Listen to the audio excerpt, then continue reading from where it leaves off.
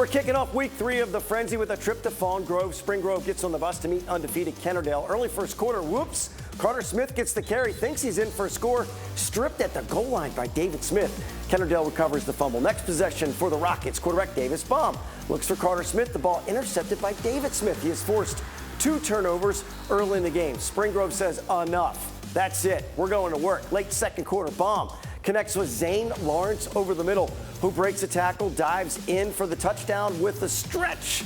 Right there, makes it 21-0 Spring Grove. Then on the next play, Noah Hoffer's going to throw the ball a bit off the mark as he's pressured, intercepted by Jordan Eisenhart. And he's not done. Watch him weave left and weave right all the way to pay dirt, takes it to the house for a pick six. Spring Grove with a big win on the road, 57-0. Welcome to week 3 of the high school football frenzy. We might only have 2 weeks under our belts heading into the night, Ryan, but only 4 games in our region feature a pair of undefeated teams. That's right, Todd. One of them is our game of the week. Southwestern's offense has tested the limits of its scoreboard by posting 78 points through 2 games. New Oxford defense has allowed 13 points all year. So something's got to give. So we'll give it over to Evan Brooks, who camped out at Colonial Stadium. It's military night at New Oxford as the Colonials take on the visiting Southwestern Mustangs in a York Adams battle of undefeateds. The home team is enjoying a nice 14-point lead, and they would like to make it even nicer. Clayton Nieves takes the handoff, and he's got speed for days, makes one nice cut, and turns on the afterburners. Nobody is going to catch him. He's out the gate, 66 yards to the house, and he's in for the New Oxford touchdown. Ask him how many that is on the night, and he'll tell you as he flashes up the 4. Coach Jason Warner likes what he sees and says to keep the foot on the gas. Then the Ox go right back to work. This time, it's the jet sweep pop pass. Braden Billman gets it and turns the corner. Guess what? He can fly too. Nothing but green grass in front of him, makes a nice move, and just outdoes his teammate by 1 yard with a 67-yard touchdown scamper. But on the ensuing kickoff, the Mustangs try and answer back. Brooklyn Colcutt is so fast, I only catch the end of it. He cuts through the defense and returns the kick 85 yards for the TD to try and spark some life into the Mustangs. Then it would be the final blow for the Colonials, who would be just too much for the Mustangs. Back on the punt return, it's Brody Holmes. He catches it off the one-hopper and scampers down the left sideline. Nobody's going to catch him as he scores the 40-yard touchdown. Southwestern would try and make it respectable as Austin Roman gets the handoff and powers his way into the end zone from 9 yards out. But in the end, it's the Colonials who dominate from start to finish as they get the win. 48-20 is the final.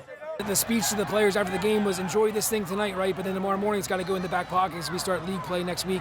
So we're excited about it. Tony's got a great team at Southwestern. We wish them the best of luck as they move through their division play. But we're going to celebrate this and feel good about it. But we got to focus on what comes next. We've had this a standard set year after year. I mean, you can look at it. We go playoffs every year now. It seems like maybe in the history it hasn't been the best, but we have a high standard now. We want to stick to that. It's a party at the Ox tonight as they improve to 3-0 on the year, taking on Dover next week to try and go to 4-0. 1, 2, 3, family! Reporting for the Frenzy, I'm Evan Brooks. Thank you, Evan. Dallastown's lucky number early in the season seems to be 28. That's how much the Wildcats scored in Week 1's win over Hempfield. Week 2, another 28 to shut out Penn Manor. The boys in blue put their undefeated streak on the line against a Manheim Central squad that wants to bounce back from a loss to Ephrata. Important calls. Everyone fights against this opponent. Beat Cancer T-shirts everywhere as the Dallastown faithful raise money for their mini-thon. A lot happening on and off the field tonight in D-Town. On defense, Wildcats are stubborn. They don't allow the Barons any room to roam. Off the field, we've got a HOCO proposal setting up. Sign says, will you light up my night? The answer is, That deserves a climb into the stands to celebrate. Now back on the field, we got more defense, this time from the Barons up front. Brody Doherty drags down Michael Scott for a loss in the backfield. First quarter is over. It's 7-0 Wildcats. Let's just get a pic to document the moment there. Then when we switch sides, Cody Kistner, he's got a lot of firepower on his side. One of his main targets is senior wideout Jalen Cook. They connect in the early minutes on the score. They split the secondary here. Cook races the full 79 yards to the end zone. Dallastown looks solid on both sides of the ball. 35-0 is the final. Another quality matchup under the Friday night lights sees 2-0 Cedar Cliff crossing the river to meet 2-0 Central Dauphin East. It was 2 games with 3 undefeated teams, and we'll start with the big game at Landis Field. Coach Lance Dean and the Panthers can walk the walk and talk the talk. They've outscored their opponents 90-8 this season. Tonight they welcome in a Cedar Cliff team that's already beat one team from the Central Dauphin School District. They'll try to go for the sweep. We start this one in the second quarter under a beautiful sunset at Landis Field. Cedar Cliff within the 10. Senior Bennett Seacrest under center hands it off to Cade Finkbonner, who battering rams himself past the goal line for the Colts' second touchdown of the game. They take the lead 14-7, 2 minutes into the second quarter. Panthers turn to respond. Damaj Jallo from the gun drops back and finds tight end Zach Brown open in the middle for a big 30-yard gain. The home crowd absolutely loves it, and they build off that energy from the gun. Jallo drops almost identical play, but this time it's Demir Maxwell wide open in the middle of the end zone to tie the game back up at 14, and it would be a nail-biter all the way through the end. Panthers win narrowly 28-27.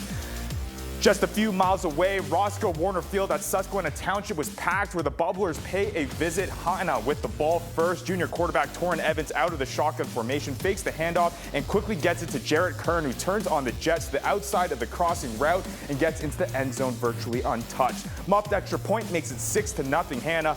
Bubblers get the ball back. Dominic Beck hands it off to Javier Rosario, who has been electric to start this season, and it shows on this play where he bounced the outside for a 40-yard run, putting the Bubblers in great field position. They settle for a field goal, which gives Hanna a chance to extend the lead. They do just that, as on this next play, handoff to Raquel Seville, follows his blockers in all the way for the score. Hanna up 14-3, and they kept the scoring going, taking it 61-10 final.